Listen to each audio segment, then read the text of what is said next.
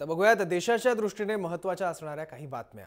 डोकलाम प्रश्नावरून चीनी ड्रॅगन शांत होण्याचं नाव घेत नाहीये। भारत आणि चीनमध्ये निर्माण झालेला तणाव संपुष्टात आणण्यासाठी भारताकडून प्रयत्न केले जात आहेत, पण चीननं पुन्हा एकदा युद्धाची भाषा सुरू केली आहे। भारत आणि चीनच्या लष्करी संघर्षाचं काउंटडाऊन सुरू आहे अशा तिखट शब्दात चायना डेली या चीनच्या सरकारी वृत्तपत्रानं भारताला पुन्हा एकदा ठणकावलंय। तसंच भारत चीन युद्धाला केव्हाही सुरुवात होऊ शकते असे संकेत चायना डेलीच्या संपादकीय लेखात देण्यात आले आहेत। भारतानं चीनमध्ये घुसखोरी केली अशा शब्दात चायना डेलीमधून गरळ देखील ओकण्यात आली।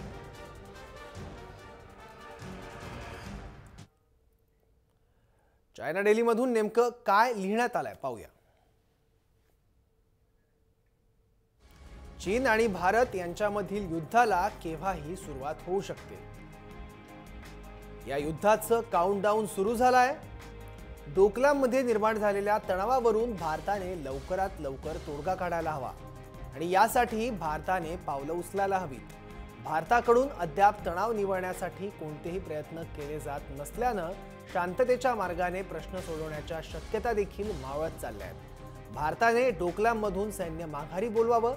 डोकलाममधील तणाव कमी करणं भारताच्याच हातात आहे।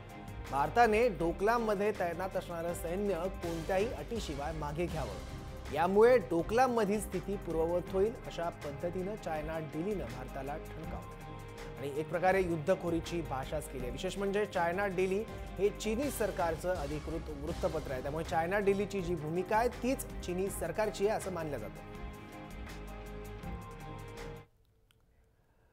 डोकलाममध्ये गेल्या 2 महिन्यांपासून भारत आणि चीनच्या सैन्यामध्ये तणाव बघायला मिळतोय आणि चीन वारंवार भारताला 1962 सारखा धडा शिकवू अशी धमकी देतो।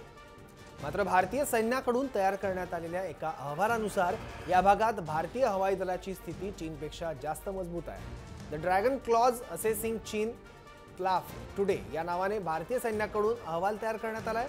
यामध्ये भारतीय हवाई दल आणि चीनी हवाई दलाच्या क्षमतेची तुलना करण्यात आली आहे। दोन्ही हवाई दलांच्या युद्धसज्जतेचा अभ्यास करून भारतीय हवाई दलाकडून अहवाल तयार करण्यात आल्याची माहिती मिळते।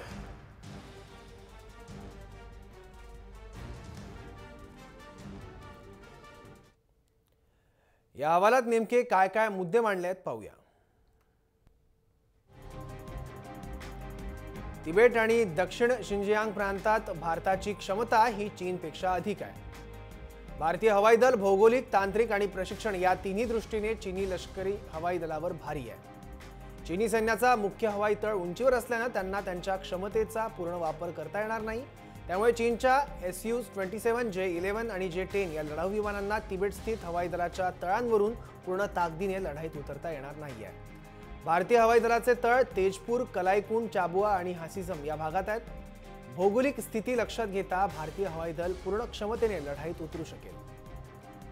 भारतीय हवाई दल तिबेटमध्ये खोलवर घुसून अतिशय प्रभावीपणे हल्ला देखील चढवू शकतं।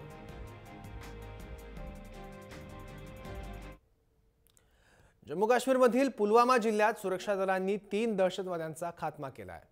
अल कायदाच्या झाकीर मुसा गटातले हे दहशतवादी असल्याची माहिती मिळते आहे। या कारवाईमुळे अल कायदाच्या काश्मीर युनिटला मोठा हादरा बसला आहे। पुलवामा जिल्ह्यातल्या ट्रालमध्ये दहशतवादी लपून बसल्याची माहिती सुरक्षा दलांना मिळाली होती। सुरक्षा दलाच्या पथकांनी परिसराला वेढा घातला आणि ही कारवाई करण्यात आली आहे। सुरक्षा दलांनी यावर्षी 16 जुलैपर्यंत जम्मू आणि काश्मीरमध्ये 104 दहशतवाद्यांचा खात्मा केला।